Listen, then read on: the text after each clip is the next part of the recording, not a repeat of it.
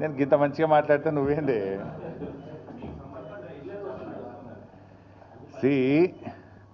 Social మీడియాలో వచ్చిన వార్తల మీద ట్విట్టర్లో నేను అదే రోజు ఖండించిన. ఒకటి.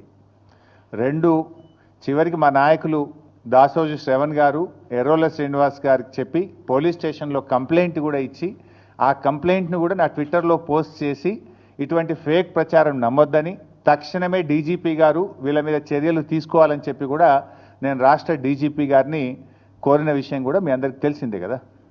ఏం రఘు గారు?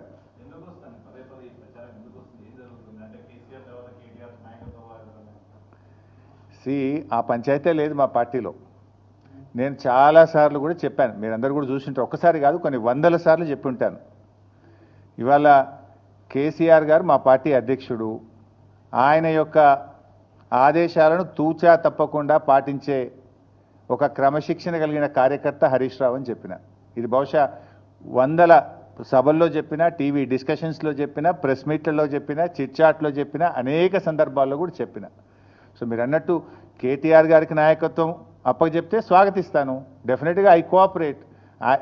ఒక కార్యకర్తగా హరీష్ రావు పార్టీ నిర్ణయాన్ని, కేసీఆర్ నిర్ణయాన్ని ఎప్పుడైనా శిరసా వహిస్తాడు తప్ప గీత దాటే వ్యక్తి కాదు.